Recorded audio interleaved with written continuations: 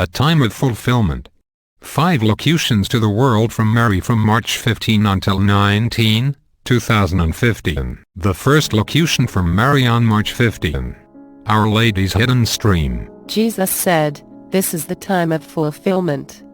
These are my words, also, a time when all comes to a completion, when the good and the evil clash, as they have never clashed since Jesus' death on the cross. This clash lies beneath and behind all the events that now grip human history and hold it in its claws, claiming many lives, distorting many truths, and allowing evil to establish new strongholds everywhere. The human race is encircled by evil, with so many of its supply lines cut, all according to Satan's plan. Truly, this is the time of fulfillment, but it is not God's fulfillment that is happening every day. The Father's fulfillment still lies hidden in my immaculate heart. Some see and understand, and to these new streams go forth. I cannot wait until that moment when the dam of my heart breaks open and all the graces pour forth, the saving graces which alone can avoid the fulfillment of all that is evil. Do not wait until my great events occur.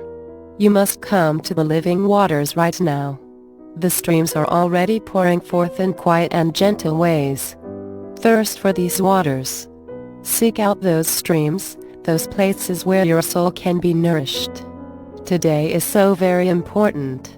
Remember, this is a time of fulfillment, for some a fulfillment of all that is evil, and for others a fulfillment of salvation. The second locution from Mary on March 16. Today's mountain stream. The stream pours down like water from the mountainside, able to bless every part of the valley. However, many will resist this stream. Others will reject it, not realizing its saving power. I speak so all can understand and can receive the full power of this stream. I will bring about 2 actions, external and internal. In the times of darkness that lay ahead, I will certainly give external signs. These are needed to help people believe and not lose heart. However, only external signs are not enough. My streams must reach the inner heart to truly be effective. These inner mountain streams are already pouring down upon the valley. Do not wait for external signs, even though I promise that these will come. The inner streams are much more important and are flowing right now. The war between light and darkness will continue. The breakthroughs will occur, but if millions have experienced these inner streams, the truly devastating aspect will not result. So many talk and speculate about future signs and wonders. They overlook the great miracles, the inner workings, the tiny and hidden acts that I want to do today. For so many, today will be a great day.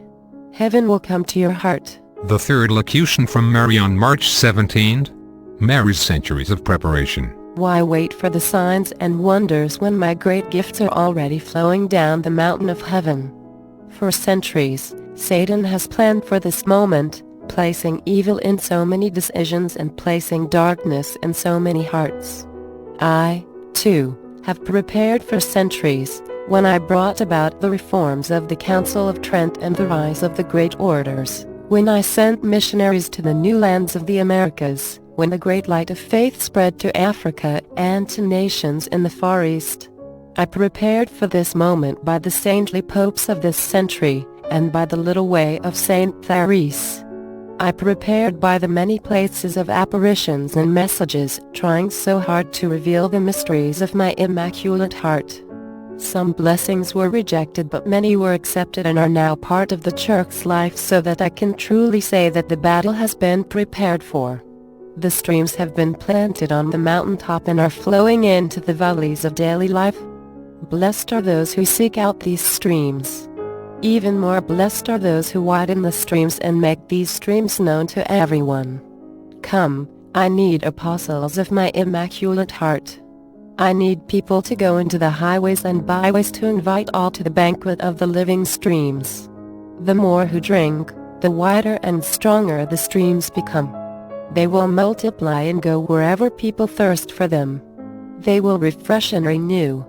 When the battle begins, the enemy must not find my children weak and listless, but filled with divine strength, understanding all by divine light, and ready to conquer by a living faith.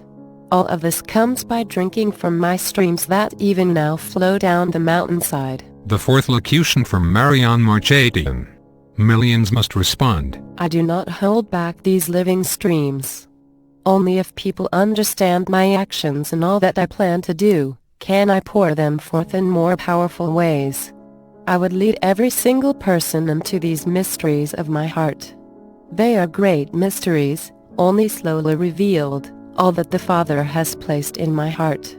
Until now, these mysteries have been concealed, saved until this present generation, hidden from all ages until these moments when the world arrives at the brink of destruction.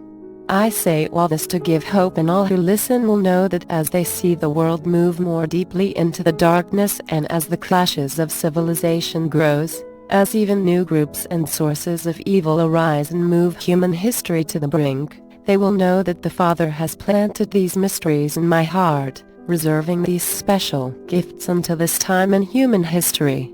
I speak each day because these blessings are so great and millions must be prepared to receive them. Today, I speak to you who already believe. Cherish my words and do not see them as a rebuke but as a fresh invitation.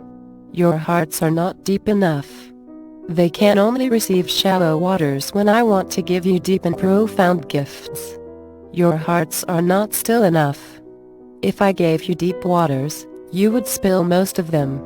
You do not believe enough because I am speaking now of blessings that you have never seen before. Let us begin now to walk on your deeper path.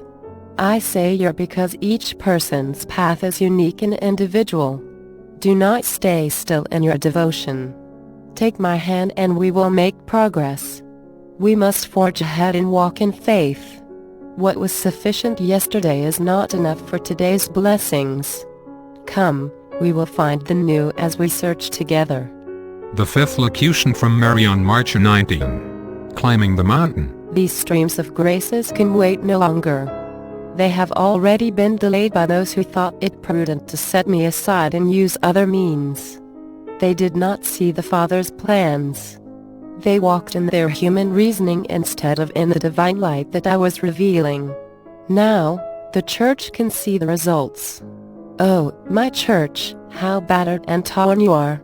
How many have left your house, like prodigal children.